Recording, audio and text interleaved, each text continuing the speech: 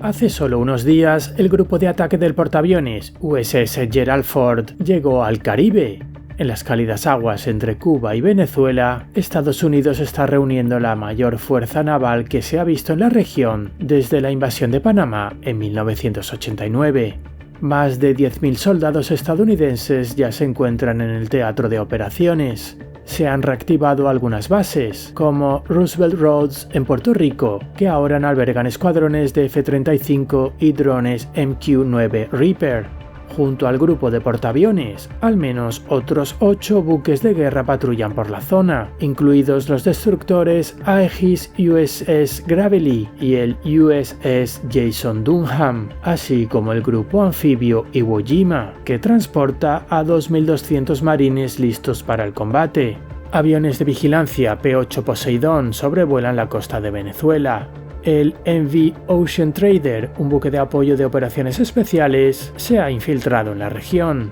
Aviones estratégicos B-52 y B-1 realizan vuelos de demostración a lo largo de las fronteras de Venezuela. Washington no solo está mostrando su fuerza, sino que ya está lanzando golpes.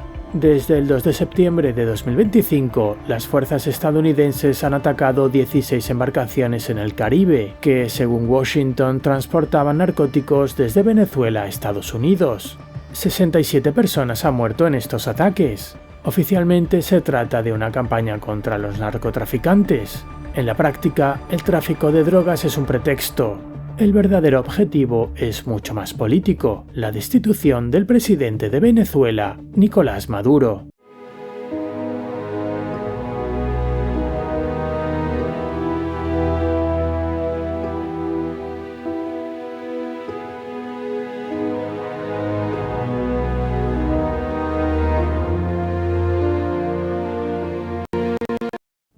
Venezuela saltó a las portadas de los medios internacionales el 2 de septiembre, cuando el presidente Donald Trump publicó un vídeo en el que se veía como la Armada de los Estados Unidos destruía un barco venezolano.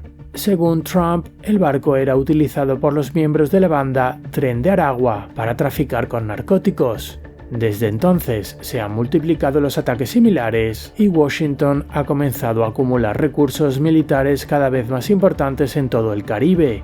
La administración Trump, incluidos el vicepresidente J.D. Vance y el secretario de Estado Marco Rubio, ha defendido enérgicamente estas acciones, calificándolas de guerra contra los narcoterroristas. La elección de la palabra terrorista no es casual.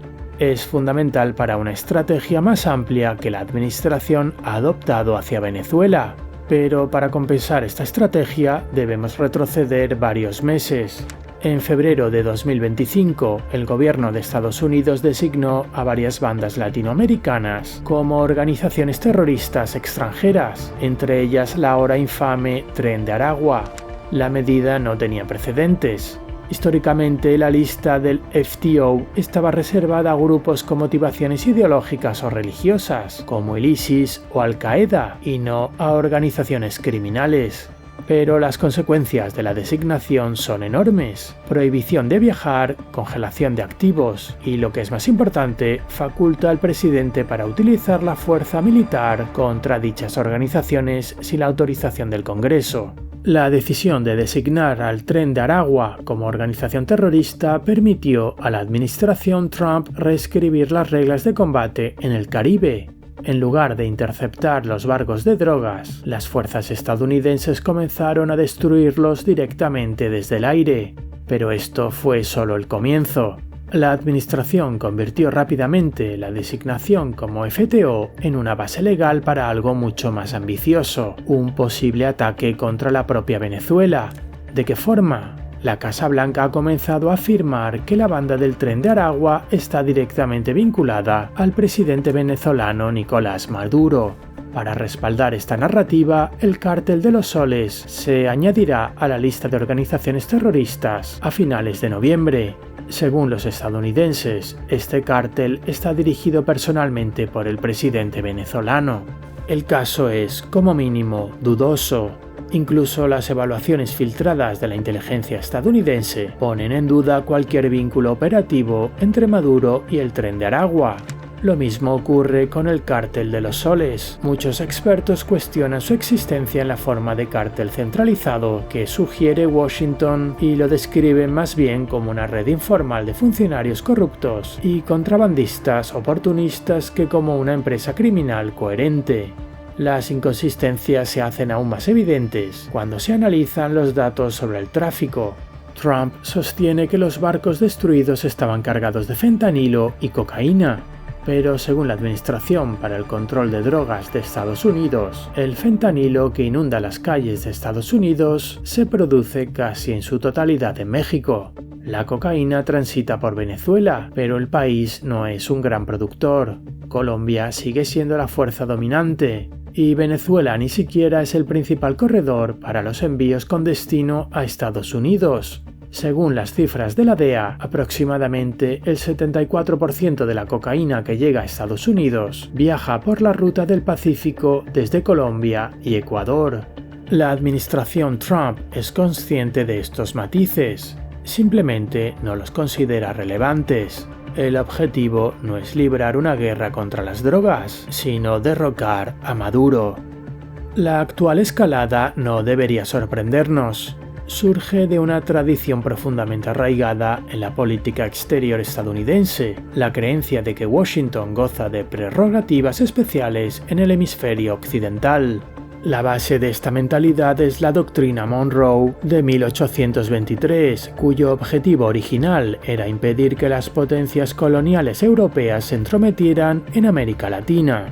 Con el tiempo se convirtió en una justificación de la hegemonía regional de Estados Unidos, expresada de forma más notoria a través de la diplomacia del gran garrote del presidente Theodore Roosevelt, que sancionaba el uso de la fuerza para proteger los intereses estadounidenses y convirtió el Caribe en lo que muchos consideraban un lago interior estadounidense. El segundo mandato de Trump se ha caracterizado por el resurgimiento y el endurecimiento de esta visión del mundo, que los analistas de Washington han bautizado como doctrina Monroe, una fusión de Donald y Monroe. La doctrina combina la hegemonía del hemisferio tradicional con una agenda marcadamente ideológica y antisocialista, dirigida contra la llamada Troika de la tiranía, Venezuela, Cuba y Nicaragua. A ello se suma un nuevo imperativo de las grandes potencias: expulsar a China, Rusia e Irán de lo que la administración describe como el patio trasero de Estados Unidos. En esta versión actualizada, la doctrina Monroe-Donroe ya no se limita a disuadir a las potencias extranjeras. Enmarca a América Latina como una extensión del territorio estadounidense, un espacio en el que Washington puede actuar de forma unilateral para eliminar a los actores que considere hostiles. También es importante recordar que para Trump, Venezuela es más que una cuestión doctrinal, es algo personal. Ya intentó derrocar a Maduro una vez, en 2019. En aquel entonces, Washington reconoció al líder opositor Juan Guaidó como presidente interino legítimo de Venezuela e impuso sanciones radicales destinadas a privar a Maduro de los ingresos petroleros del país. El objetivo era provocar un levantamiento popular o un golpe militar que derrocara al régimen. El plan fracasó. La élite militar venezolana se mantuvo en gran medida leal a Maduro y toda la operación terminó en una vergüenza diplomática para Washington. De vuelta a la Casa Blanca para un segundo mandato, Trump parece decidido a terminar lo que empezó, con herramientas mucho más radicales. Durante meses, Estados Unidos ha estado acumulando discretamente poderío militar a las puertas de Venezuela. La escala no tiene parangón en décadas. Aproximadamente 10.000 soldados, 8 buques de guerra, escuadrones de cazas F-35, drones MQ-9 Reaper y bombarderos estratégicos B-52 y B-1.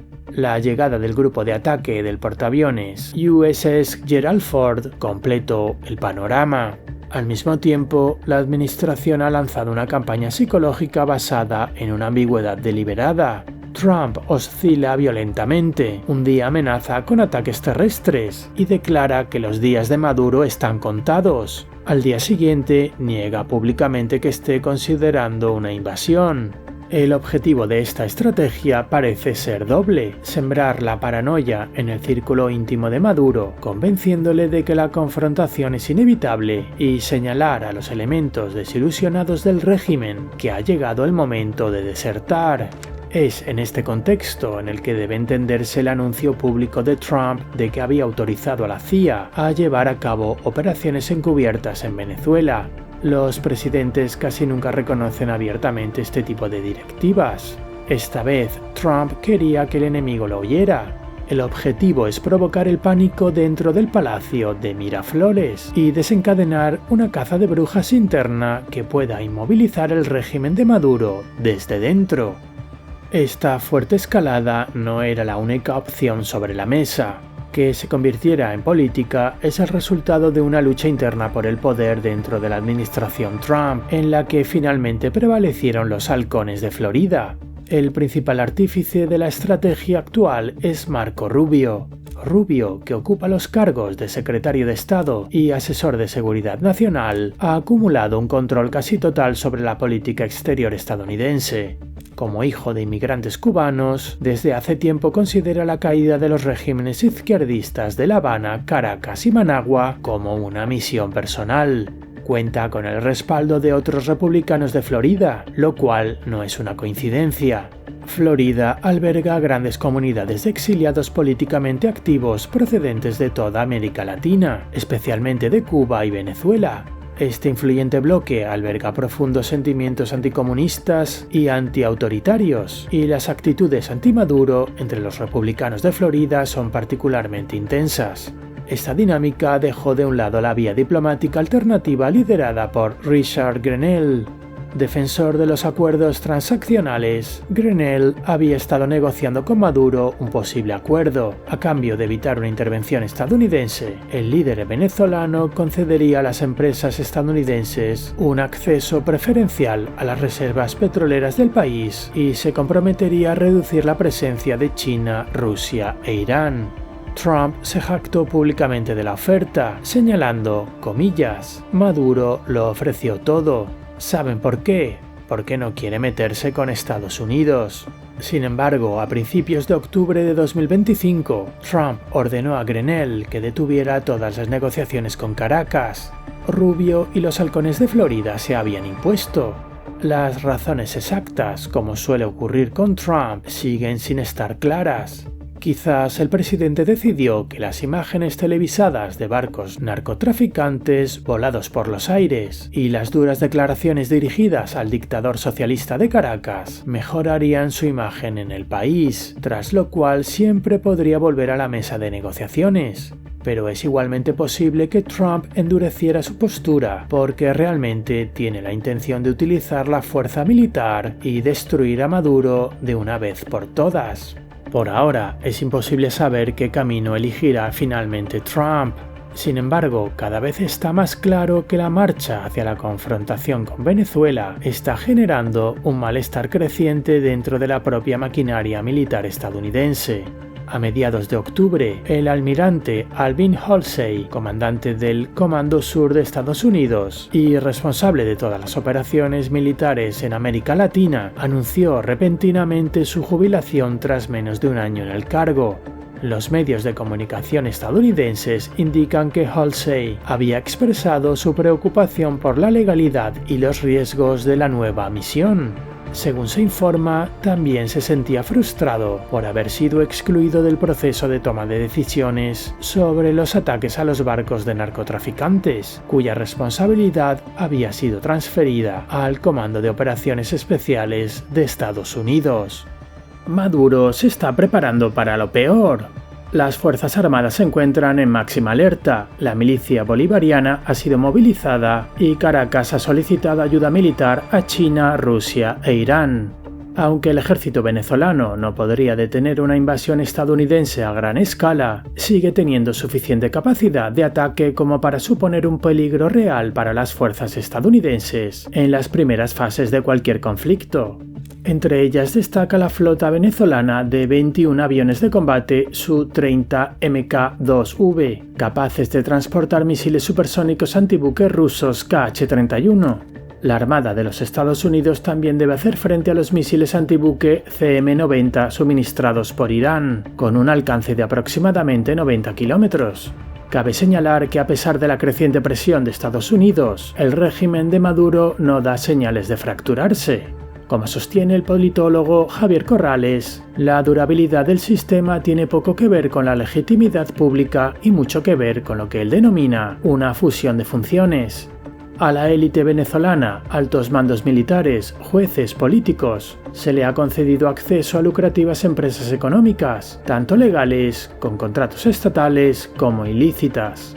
Se han convertido en efecto en accionistas del régimen, beneficiándose del tráfico de drogas, la minería ilegal de oro y el contrabando de combustible. Para ellos, una transición a un gobierno opositor pro-estadounidense no solo amenazaría su riqueza, sino que casi con toda seguridad significaría la extradición y el enjuiciamiento en Estados Unidos, donde muchos de ellos, incluido Maduro, ya se enfrentan a acusaciones federales. Así pues, mientras el USS Gerald Ford toma posiciones a las puertas del patio trasero de Estados Unidos, los analistas de Washington se hacen la misma pregunta: ¿cómo va a terminar esto? Los halcones de la administración Trump esperan claramente que se repita la operación Causa Justa, la rapidísima invasión de Panamá en 1989 que derrocó a Manuel Noriega, otro dictador acusado de tráfico de drogas. Pero esta analogía es falsa y peligrosa. Venezuela no es Panamá. Es 12 veces más grande, tiene 10 veces más población y, lo que es más importante, no hay bases militares estadounidenses en su territorio. Incluso los 10.000 soldados estadounidenses desplegados actualmente en el Caribe son demasiado pocos para plantearse una operación al estilo de la Causa Justa. Los analistas del CSIS estiman que una invasión de este tipo requeriría entre 50.000 y 200.000 soldados estadounidenses. Entonces, ¿cuáles son los escenarios plausibles para el final del juego? ¿Qué puede hacer realmente el presidente Trump? La primera opción, y la que Trump parece desear más, es una victoria psicológica. Ante la abrumadora presión militar estadounidense, el círculo íntimo de Maduro se podría resquebrajar, o bien un golpe de Estado lo sustituiría por un gobierno más dispuesto a negociar con Washington. Como se ha señalado anteriormente, este resultado es poco probable. Simplemente no hay pruebas de fracturas dentro de la estructura de poder de Maduro. La segunda opción es una serie de ataques limitados contra objetivos terrestres. El Pentágono ya tiene preparadas las listas de objetivos. Sin embargo, el riesgo es obvio. En lugar de derrocar al régimen, estos ataques podrían reforzarlo, permitiendo a Maduro consolidar su poder bajo la bandera de la defensa de la soberanía nacional. El tercer escenario, y el más arriesgado, es una incursión de operaciones especiales. Los analistas han especulado sobre una misión de la Delta Force o los Navy SEALs para capturar o matar a Maduro. Una operación de este tipo conllevaría un peligro extremo. Un fracaso que tuviera como resultado comandos estadounidenses capturados y exhibidos en la televisión venezolana sería una catástrofe política para Trump, una humillación a la altura de Bahía Cochinos en 1961. Sin embargo, el mayor riesgo de esta apuesta puede que no sea el fracaso, sino, paradójicamente, el éxito. Fuentes en Washington reconocen que la administración ha dedicado mucho más tiempo a planificar posibles ataques que a imaginar el día después de Maduro. Algunos expertos advierten que si Maduro es derrocado por la fuerza y el aparato estatal se derrumba, Venezuela podría sumirse en un caos similar al de Libia. Los señores de la guerra locales, las organizaciones criminales y los grupos paramilitares colombianos que ya operan en el país podrían llenar el vacío. En este momento, la opción más probable parece ser la segunda: ataques limitados de Estados Unidos contra objetivos militares dentro de Venezuela. Pero dada la venganza personal de Trump contra Maduro, magnificada por el propio temperamento del presidente, los acontecimientos podrían escalar rápidamente y todas las opciones siguen sobre la mesa. Predecir el próximo movimiento de Trump es especialmente difícil porque es posible que ni siquiera él lo sepa. Su política hacia Venezuela está plagada de contradicciones.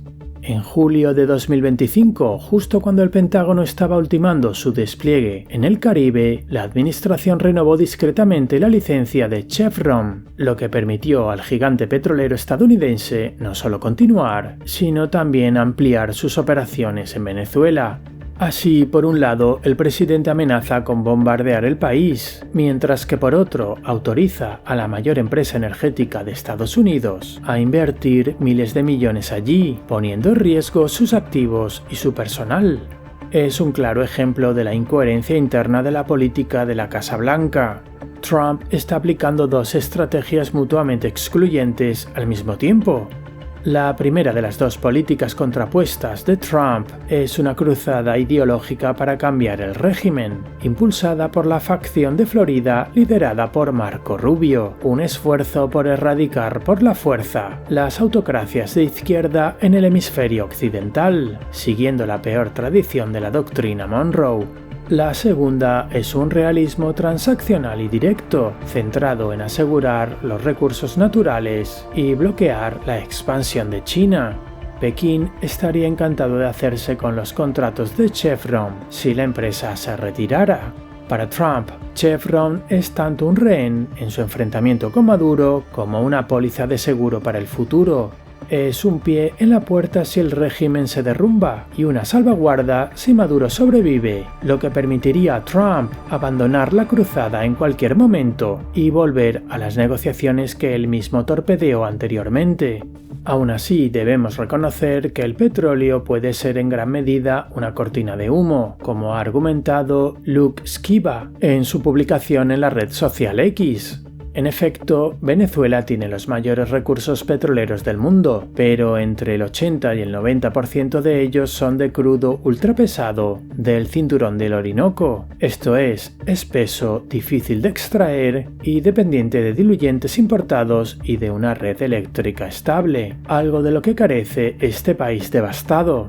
Por eso la producción se desplomó de 4 millones de barriles diarios en la década de 1970 a menos de 400.000 en 2020, recuperándose solo gracias al condensado iraní y al regreso de Chevron. Y aunque las refinerías de la costa del Golfo de Estados Unidos valoran los grados pesados, la escasez mundial de este tipo de petróleo no cambia el hecho esencial: una rápida recuperación de la producción venezolana no es realista. Según el Instituto Baker, volver a los 3 millones de barriles diarios requeriría una década y miles de millones de dólares en inversiones anuales. Si el petróleo tiene importancia en esta historia, es solo para evitar que China lo reclame por defecto, no porque Washington espere una rápida bonanza de los yacimientos venezolanos. Mientras el USS Gerald Ford navega hacia el Caribe, nadie, ni en Caracas ni en Washington, y tal vez ni siquiera dentro de la Casa Blanca, conoce realmente el propósito último de esta formidable armada. ¿Es el preludio de una invasión? ¿Acaso una herramienta para desencadenar un golpe de Estado? ¿O simplemente el farol más caro de la historia de la diplomacia de las cañoneras estadounidenses? Gracias por acompañarnos un día más. No olvides suscribirte al canal y hasta un nuevo reporte.